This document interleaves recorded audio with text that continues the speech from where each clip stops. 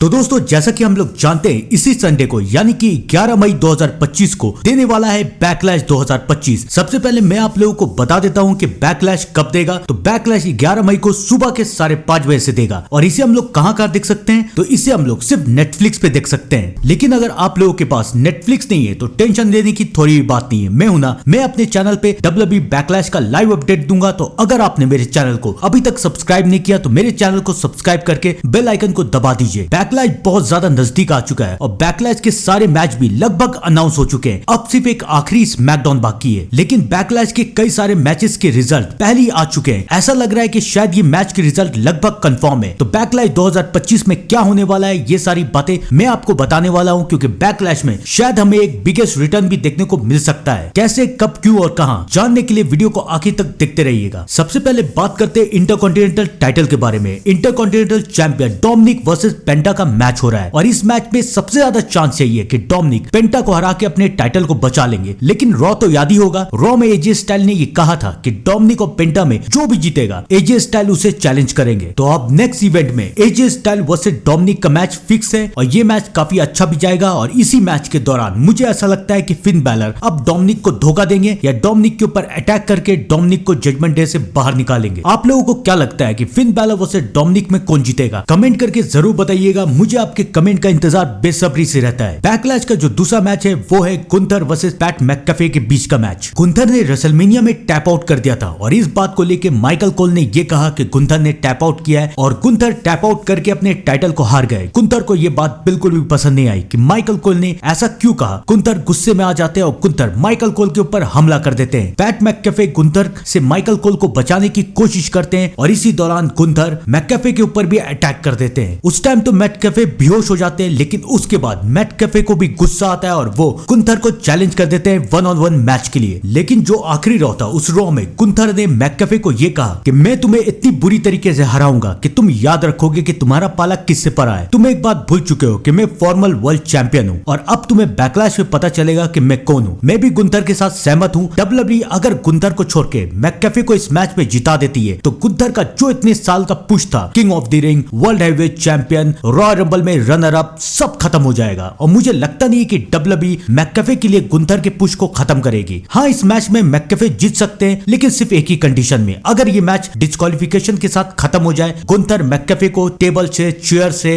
या सबमिशन देके बेहोश कर दे या कुछ ऐसा कर दे जो मैच के रूल्स के खिलाफ है, तो ही मैककफे जीत सकते हैं। मैककफे गुंथर का पिन और उसे सबमिट तो बिल्कुल नहीं करवा सकते। तो ये रिजल्ट सामने आया है कि गुंथर मैककफे को हरा के इस मैच के विनर रहेंगे। काफी टाइम के बाद बेकी लिंच WWE में रिटर्न आई और रिटर्न आते के साथ बेकी लिंच ने एक टाइटल जीता, यानी कि रेसलमेनिया 41 में बेकी लिंच ने लायरा के साथ मिलके टैग टीम टाइटल को जीत लिया। लेकिन उसी के बाद अगले दिन रॉ में बेकी लिंच अपने टाइटल को हार गई और उसका पूरा गुस्सा बेकी लिंच ने लायरा के ऊपर निकाला और बेकी लिंच ने सबके सामने ये भी कबूल किया कि लायरा की जो पार्टनर थी यानी कि बेली, उसको इंजर्ड बेकी ने ही किया था। क्योंकि याद कीजिए, बेकी को इंजर्ड करके किसने भेजा? बेली ने। तो जब बेकी वापस आई तो उन्होंने अपना बदला बेली से ले लिया। तो यहाँ बुरी वो नहीं है बल्कि बेली और लायरा है और अब वो लायरा से अपना बदला लेंगी, लायरा को हरा के न्यू इंटरकॉन्टिनेंटल चैंपियन बनेंगी। लेकिन लायरा का ये दावा है कि वो बेकी लिंच को जीतने नहीं देंगी। लेकिन मुझे ये लगता है कि बैकलैश 2025 में लायरा का ये दावा झूठा साबित होगा, क्योंकि बेकी लिंच लायरा को हरा के न्यू इंटरकॉन्टिनेंटल चैंपियन बन सकती है। आप लोगों को क्या लगता है कि इस मैच में कौन जीतेगा? कमेंट करके जरूर बताइएगा। वैसे तो ये मैच अभी तक ऑफिशियल हुआ नहीं है और मुझे लगता है कि स्मैकडाउन में ये मैच ऑफिशियल होगा। टिफनी अपना women's championship Nia Jax, Jade Cargill और नियोमी के अगेंस्ट फैटल 4-वे मैच में डिफेंड करेंगी और इस मैच में चांसेस यही है कि टिफी इन तीनों को हरा के अपने टाइटल को बचा लेंगी, क्योंकि टिफी ने शार्लेट को हराया है और WWE टिफी को एक पुश दे रहा है और मुझे लगता नहीं है कि इतनी जल्दी टिफी का पुश खत्म होगा। यूनाइटेड स्टेट टाइटल के लिए भी फैटल 4-वे मैच हो रहा है। जेकब फाटू, ड्रू मैकिंटायर, टैम एस्पिस और एले नाइट। रेसलमेनिया 41 में जेकब फाटू ने सबको शॉक कर दिया। मैंने पहले ही बताया था आप लोगों को कि जेकब फाटू जीत सकते हैं और वैसा ही हुआ। जेकब फाटू जीत गए और अब Jacob फाटू new United state champion है और अपने पहले ही टाइटल डिफेंस में जेकब फाटू फैटल 4-वे मैच कर रहे हैं। ये देख के साफ साफ साबित हो रहा है कि WWE जेकब फाटू को एक पुश दे रहा है और मुझे लगता नहीं कि ये पुश इतनी जल्दी खत्म होगा। तो जेकब फाटू भी इस मैच में इन तीनों को हरा के अपने टाइटल को बचा लेंगे। ये भी हो सकता है कि शायद सोलो सिक्वा जेकब फाटू की मदद करे, लेकिन एक कंडीशन ऐसी भी है जब जेकब फाटू अपने टाइटल को हार सकते हैं अगर सोलो ने कुछ गलती की और उस गलती की वजह से जेकब फाटू इंजर्ड हो गए और इसका फायदा उठा के कोई और सुपरस्टार टाइटल जीत जाएगा। तो अगर ऐसा होता है तो इसका मतलब है कि WWE का प्लान है कि जेकब फाटू वर्सेस सोलो का मैच अब जल्दी WWE फैंस के सामने आए। आप लोग भी कमेंट में जरूर बताइएगा कि आप लोग जेकब वर्सेस सोलो का मैच देखना चाहते हैं या नहीं। अब आइए बात करते हैं John Cena versus Randy Orton के मैच के बारे में। ये मैच आखिरी बार WWE में हो रहा है क्योंकि जॉन सीना इसके बाद तो रैंडी ऑर्टन को मौका देंगे नहीं और इसके बाद तो जॉन सीना खुद रिटायर कर रहे हैं। तो John Cena versus Randy Orton के मैच में कौन जीतेगा, रैंडी ऑर्टन या फिर जॉन सीना? मुझे लगता है कि इस मैच में सबसे ज्यादा जीतने के चांसेस जॉन सीना के ही हैं। जॉन सीना अपना टाइटल तभी ड्रॉप करेगा जब जॉन सीना का रिटायरमेंट का आखिरी मैच हो। मुझे नहीं लगता है कि जॉन सीना इतनी जल्दी अपने टाइटल को ड्रॉप करेगा। रैंडी ऑर्टन के भी जीतने के चांसेस है लेकिन वो चांसेस थोड़े कम है, लगभग 20% और जॉन सीना के 80%। आप लोग भी कमेंट में जो बताइए कि आपको क्या लगता है कि इस मैच में कौन जीतेगा, जॉन सीना या फिर रैंडी ऑर्टन? अब आइए करते हैं रोमन रेंस के मैच के बारे में बात कि रोमन रेंस का मैच बैकलैश में हो सकता है या फिर नहीं। स्मैकडाउन अभी तक बाकी है, रॉ में कुछ अनाउंस हुआ नहीं है, लेकिन स्मैकडाउन में मुझे लगता है कि सेथ रॉलिंस और ब्रॉन बेकर सैमी ज़ेन और सीएम पंक को चैलेंज कर देंगे और उसके बाद होगा सेथ रॉलिंस और Bron Breakker versus Sami Zayn और सीएम पंक का मैच। इस मैच में सेथ रॉलिंस और ब्रॉन बेकर ही जीतेंगे, लेकिन उसके बाद उन्हें मिलेगा एक बहुत बड़ा सरप्राइज क्योंकि वहां पर रिटर्न आ सकते हैं the OTC, the YTC, Roman Reigns और रोमन रेंस रिटर्न आके सेथ रॉलिंस और ब्रॉन बेकर के ऊपर हमला कर सकते हैं। अब रोमन रेंस की टीम स्ट्रॉन्ग हो चुकी है, यानी कि रोमन रेंस, सीएम पंक और ब्रॉन बेकर। लेकिन अगर हम लोग बात करें सेथ रॉलिंस की, तो सेथ रॉलिंस की टीम में एक सुपरस्टार की अभी भी कमी है और वो कमी पूरी कर सकते हैं पॉल हेमन। पॉल हेमन किसी बिगेस्ट सुपरस्टार को रिटर्न बुला सकते हैं ताकि वो सेथ रॉलिंस की मदद करे। अब वो सुपरस्टार या तो the beast incarnate Brock Lesnar हो सकते हैं। ब्रॉक लेसनर भी पॉल हेमन के क्लाइंट थे और अब फाइनली वक्त आ चुका है कि ब्रॉक लेसनर पॉल हेमन का साथ दे।